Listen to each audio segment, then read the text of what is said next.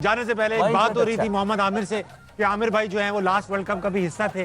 Team ने बहुत डिस्पल performance दी थी, इस बार वापस जो है वो वर्ल्ड कप खेलने गई है टीम। आमिर भाई, टीम क्या ना करे? लेकिन पिछले साल के और इस साल के एक फर्क है कि जो लीडर का माइंडसेट है वो चेंज है। अगर आपने देखा होगा कि उसका जो खिलाने का स्टाइल है, आपने जैसे खुद पावर प्ले की भी बात की, लड़कों का ऑस्ट्रेलिया सीरीज से माइंडसेट चेंज आते हैं, अटैकिंग क्रिकेट खेलते हैं। एक तो दूसरा ये कि जो हम अभी बार बार कर रहे हैं ना कि देखिए इन टूर्नामेंट्स में राइट कॉम्बिनेशन आपको खिलाना बहुत जरूरी है। अगर आपको लगता है कि 4 पे बाबर का, ठीक है हम सारे बात करते हैं उसका नंबर नहीं है, उससे परफॉर्म नहीं हो रहा, तो फिर वाई नॉट नाफे। सही बात कि अभी हम फिर बाद में बैठ के यही बात कर रहे हो, जब टूर्नामेंट खत्म हो जाए यार फिर उसको खिला लेते, उसको खिला लेते, वाई नॉट? क्योंकि नाफे अगर 20-30 करेगा ना तो वो इम्पैक्ट वाले करेगा, छोटी बॉलों में वो 10-12-15 बॉलें खेलेगा, 30 कर देगा। तो ये छोटी छोटी गलतियां फिर आपको बड़े टूर्नामेंट्स में इम्पैक्ट डालती हैं और जिसकी वजह से फिर आप बैठ के रो रहे होते हैं यार ये कर लेते तो वो हो जाता। तो आई थिंक अभी से ही आपके पास टाइम है, आज आप बच गए हैं, ऑनेस्टली हम बचे हैं। सही बात। तो अभी से आप, और मुझे एक और लगता है कि नसीम शाह को गलत बिठाया हुआ है।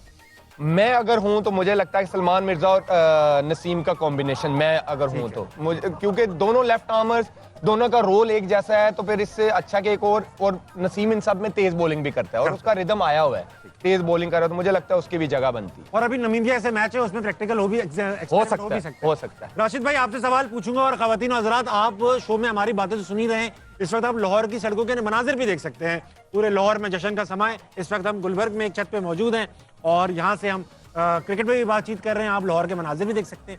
राशिद भाई, T20 है, 120 बॉलों की इनिंग्स लगती है इसके अंदर। अब 120 बॉलों की इनिंग्स में बॉल भी ऐसी खातिर खा पुरानी नहीं होती, तो इसमें भी क्या बैटिंग ऑर्डर यानी कि नंबर जो हैं वो इतने ही इंपॉर्टेंट होते हैं जितने टेस्ट में और वनडे में होते हैं? डिपेंड करता है कि आपका खेलने का स्टाइल क्या है। अगर आप स्ट्रेट बैट से खेलते हैं और आपके 4-5 नंबर आ गया है तो इसका मतलब है कि आप वहाँ पे कामयाब नहीं हो सकते।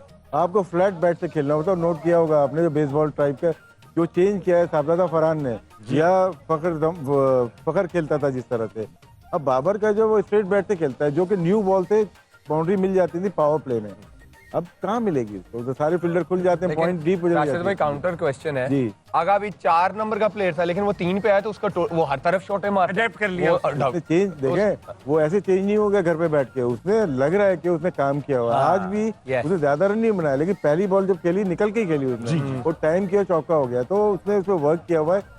3 शॉट उसने बनाई हुई है। आप देखें स्पिनर को एक्स्ट्रा कवर इनसाइड आउट मार रहा है, सीधी मार रहा है, और जो स्वीप है अमूमन हमने चौके होते हुए स्वीप है, वो छक्के मार रहा है, तो इसका मतलब है वर्क है पीछे उसका। तो इसी वजह से जो नंबर इत्तेफाक से चेंज हो गया, क्योंकि बाबर BBL में चला गया, हमारे लिए बेहतर हो गया, तो नंबर 3 वहाँ पे ऐसा प्लेयर है जो कि स्ट्राइक रेट अच्छी है।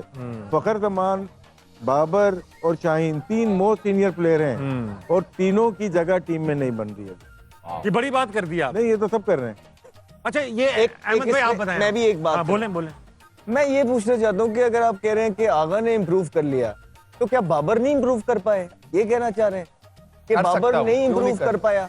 या उसके तो लोग ये कह रहे हैं कि जी बाबर नेट्स में बाबर को इस तरह खेलना सिखा दिया, बाबर से ये एक्सपेक्ट कर रहे हैं, वो इस वजह से बाबर परफॉर्मेंस नहीं कर रहा। ये कैसी बातें करते हैं यार, मैं सुनता हूँ इनको।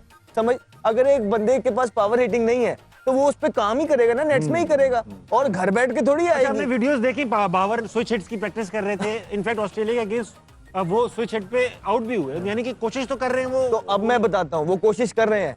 शायद आगा ने इसलिए अडॉप्ट कर लिया कि उनके अंदर स्किल लेवल वो मौजूद है कि वो कोशिश करके इंप्रूव करके अंदर इम्प्लीमेंट कर पाए।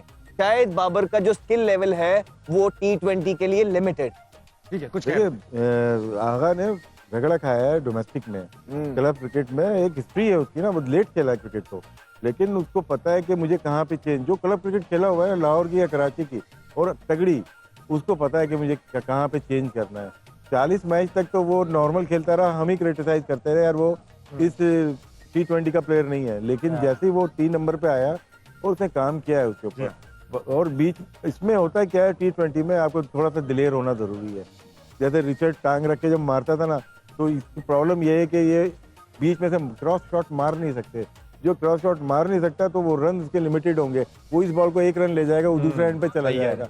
आपने देखा होगा एक मैच में लास्ट में वो 1 रन लेके चला जाता था, दूसरा बैट्समैन मारता था, 2 छक्के मारता था, बैट्समैन का नाम याद नहीं आ रहा, लेकिन लास्ट मैच में बाबर के साथ जो खेल रहा था, 1 रन लेके शादाब को ज्यादा मजे आ रहे थे, 2-2 छक्के मार रहा है, तो तुम क्यों मौका दे रहे हो शादाब को?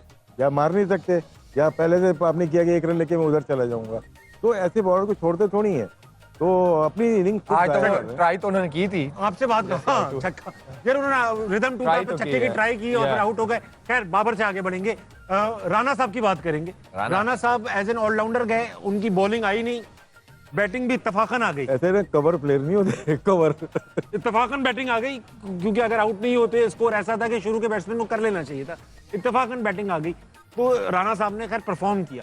But do you think Rana जब से वापस आए परफॉर्म कर रहे हैं? देख, आपने जो पहले सवाल किया था ना, हमें क्या गलतियां नहीं करनी चाहिए। जी। जब एक प्लेयर को अगर आपने एज अ ऑलराउंडर सिलेक्ट किया ना, तो फिर उसको खिलाओ, उसको मैच में वो उसका रोल करवाओ। जैसे मैंने बोला, फिर उसको ओवर भी कराओ, फिर उसको बैटिंग भी उसी तरह करवाओ। सही बात। क्योंकि क्लियर पिक्चर तो पता चले ना कि हाँ भाई ये इसका रोल है। अब ये नहीं है कि यार इसको 2 ओवरों के लिए रखा हुआ है कि जहां जरूरत पड़ी तो 2 ओवर कर लेगा, शायद आखिरी 2 ओवरों में 2 छक्के मार दे। ये ना करे, आधा तीतर आधा बटेर, उसका रोल हो। फिर आपका जो प्लेइंग 11 होती है ना, कॉम्बिनेशन पे पूरा होता है, आपको पता होता है ठीक है यार ये मेरे कंप्लीट 4 बॉलर हैं, ये 5वां मेरा कंप्लीट ऑलराउंडर है और ये मेरे 6 बैट्समैन हैं। तो फिर आपको इस तरह प्रॉपर एक कॉम्बिनेशन के साथ जाना पड़ता है। इसमें अगर टॉस जीत के पहले बॉलिंग की है, पिच देख के, और पेसर एक बढ़ाया और पेसर से बॉलिंग नहीं कराई, और यहाँ पे 3 मैचेस खेल के गए हमने अगेंस्ट ऑस्ट्रेलिया। 3 टॉस जीते, तीनों में हमने बैटिंग की। जी हाँ। एक में कोशिश ये करनी चाहिए थी कि हम दूसरी बैटिंग करते कि वहां पे जाके क्या करना है। फ्लेवर में आज हमें प्रॉब्लम हुई, इसी वजह से हुई है। और दूसरा, श्रीलंका हम कह तो रहे श्रीलंकन कंडीशंस, डोंट फॉरगेट ये कोई सीरीज नहीं है कि होम टीम एडवांटेज लेगी, कि टर्निंग विकेट बहुत ज्यादा बना देगी या बहुत ज्यादा। ये आईसीसी का इवेंट है, तो मोस्टली अच्छे ही विकेट्स होंगे। तो ये अपने दिमाग से चीजें निकाल दें। अच्छा अहमद भाई, आपसे पूछूंगा कि अभी क्योंकि हम इंडिया का मैच बॉयकॉट कर रहे हैं, सरकारी खबर ये है कि इंडिया का मैच बॉयकॉट कर रहे हैं। अब जाहिर बात है एक मैच में वॉकओवर मिल जाएगा, हमारे पॉइंट्स नहीं रहेंगे, बात आ जाएगी नेट रन रेट पे। ये तो टीम को भी पता होगा, टीम मैनेजमेंट को भी पता होगा कि हमें तेज खेल, आज भी पता होगा।